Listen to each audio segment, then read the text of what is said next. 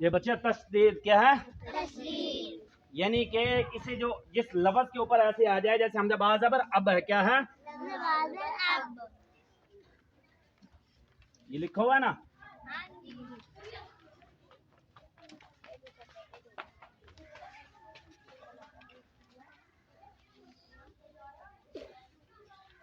ایسے لکھا ہوا ہے نا؟ بات کرنے کا مقصد ہے جیسے انگلش کے اندر دیکھیں نا چھوٹا ڈبلیو، یہ جو الٹے تین ٹانگوں والا ایسے ایسے کہتے ہیں شد. کیا کہتے ہیں؟ کیا کہتے ہیں بچوں؟ یعنی کہ وہ بتا رہے ہیں کہ قرآن مجید کے اندر یہ بار بار لفظ آئیں گے تو آپ کو قاعدے کے اندر بتایا جا رہا ہے تو آپ نے قرآن میں بھی ایسے پڑھنا ہے. بچوں اگر آپ نے یہ بنیادی باتیں اگر آپ نے یاد کر لی، محنت کر لی، تو پھر آپ کے لیے قرآن مجید پڑھنا کوئی مشکل نہیں ہے. وجہ کیا ہے؟ مثال کے طور پر آپ کو دیتا ہوں، اگر ہم نے ایک مکان کے اوپر چڑھنا ہو، ہمارا پہ چڑھنا ہو، پہلے نیچے والی سیڑھیاں چڑھ کے جائیں گے یا اوپر چلے جائیں گے؟ پہلے نیچے والی سیڑھیاں چڑھیں گے، پھر اس کے ساتھ آہستہ آہستہ اوپر جائیں گے. آپ کو میں نے کہا تھا کہ اگر یہ دیوار نیچے سے نہ اوپر کھڑی ہو جائے گی، یہ ٹیبل جو نیچے سے نہ ہو اوپر کھڑا ہو جائے گا.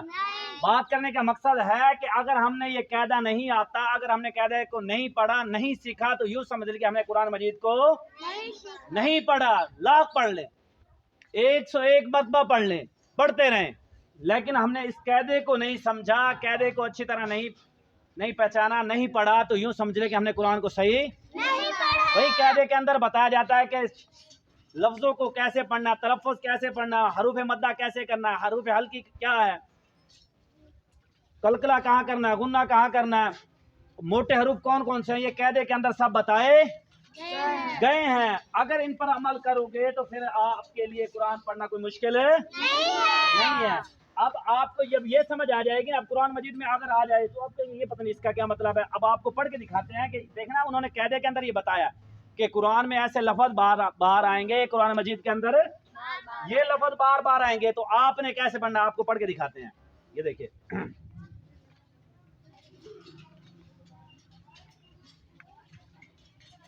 یہ لکھا ہے قل اعوذ برب بل، کیا لکھا ہے؟ یہ با کے اوپر نظر آ رہی ہے بچوں آپ کو؟ یہ با کے اوپر جو شد ہے یہ دیکھیں، اور یہ دیکھیں یہ وہی شد ہے نا؟ یہ سپارے پہ دی ہوئی، یہ دیکھیں یہ والی شد اور یہ والی شد میں کوئی فرق تو نہیں ہے؟ بات کرنے کا مقصد یہ ہے کہ انہوں نے سپارے کے اندر قاعدے کے اندر آپ کو بتا رہے ہیں کہ اس کو جس لفظ کے اوپر یہ شد آ جائے، جس لفظ کے اوپر شد آ جائے اسے 2 مرتبہ پڑھیں گے. کتنی مرتبہ؟ 2 مرتبہ. ایک دفعہ پیچھے والے لفظ کے ساتھ، جیسے حمزہ با زبر اب، کیا با زبر با اب با، اب 2 مرتبہ پڑھا گیا نا. یہ دیکھیں ایک دفعہ اس کے ساتھ، ایک دفعہ خود. جس لفظ کے اوپر یہ شد آ جائے بچوں، یہ شد آ جائے، یہ شد آ جائے، یہ شد آ جائے، وہ کتنی دفعہ پڑھا جائے گا؟ 2 مرتبہ. کتنی مرتبہ؟ 2 مرتبہ پڑھا جائے گا. اب ہم نے یہاں معلوم ہو گیا، اس کا پتہ چل گیا کہ جس لفظ کے اوپر شد آ جائے تو وہ کتنی دفعہ پڑھا جائے گا؟ تو پھر ہمارے لیے قرآن مجید میں پڑھنا پھر آسان ہو جائے گا. کیا ہو جائے گا؟ آسان ہو جائے گا. یہی بنیادی باتیں اگر آپ اپنے دل و دماغ کے اندر بٹھا لو گے، پھر یہ آپ کے لیے قرآن مجید آسان ہے. کیا ہے؟ یہ قرآن آسان ہے، آسان ہے. اگر قاعدے کو ہی نہیں پڑھا تو یوں سمجھ لیں کہ پھر ہمارے لیے قرآن مشکل ہے. کیا ہے؟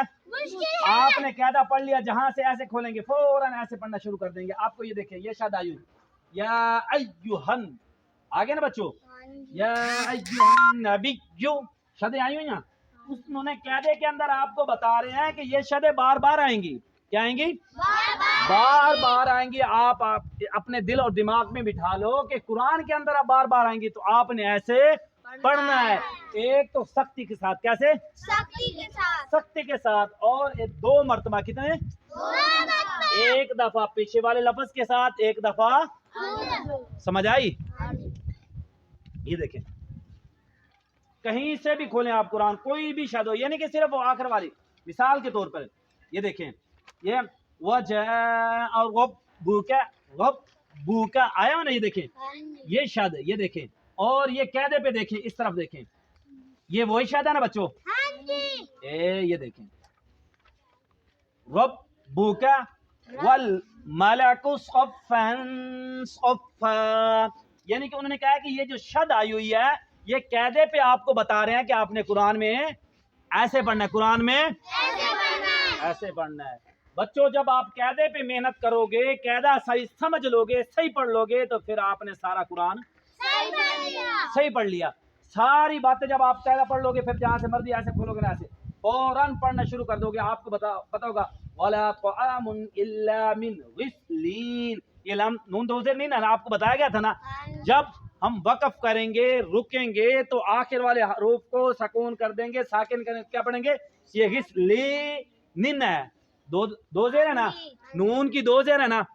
جب آپ کو پتا ہوگا، آپ نے قاعدہ پڑھا ہوگا، تو آپ کو کہیں گے یہاں بھائی وَلَا طَعَامٌ إِلَّا مِنْ غِسْلِينَ، کیا پڑھیں گے؟ کیوں؟ وجہ کیا؟ حتیٰ کہ دو زیر تھی۔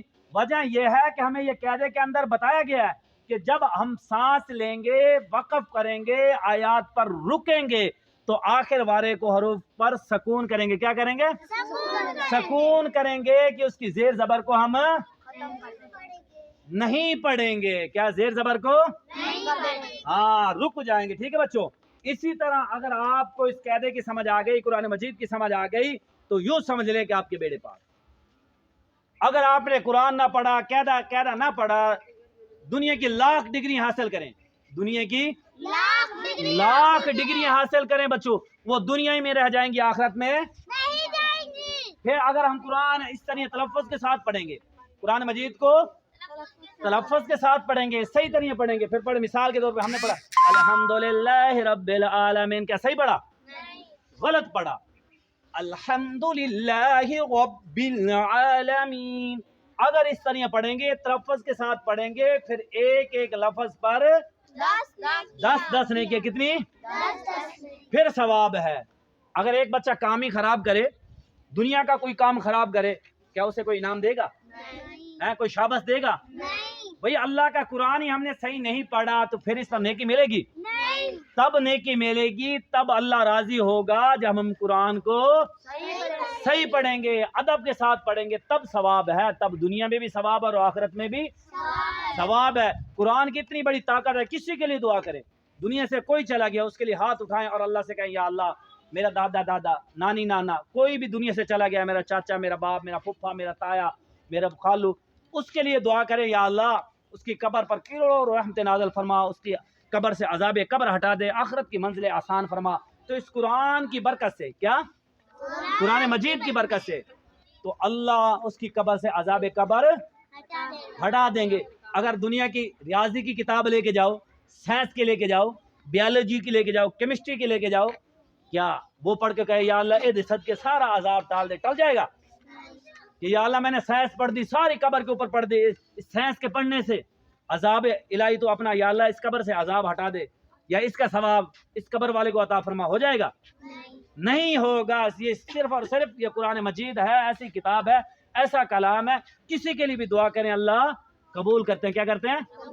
تو پھر یہ بتایا ہمیں قرآن پڑھنا چاہیے نہیں پڑھنا چاہیے؟ پڑھنا چاہیے، اور اس پر عمل بھی کرنا چاہیے۔ ہاں، جس کاموں سے یہ قرآن مجید روکتا ہے، گناہ سے، جھوٹ سے، چوری سے، غیبت سے، ہمیں رک جانا چاہیے، اور جن کام کو کرنے کا کہے کہ نیک اعمال کرنے چاہیے، نماز پڑھنی چاہیے، اچھے اعمال کرنے چاہیے، برے کاموں سے بچنا چاہیے، ماں باپ کا ادب کرنا چاہیے، وہ کام کرنا چاہیے، اور جن کاموں سے قرآن مجید روکتا ہے اس کاموں سے رکنا چاہیے۔ تو اس پر عمل کرو گے نا، اللہ رب العزت ہمیں عمل و سمجھ کی توفیق عطا فرمائے۔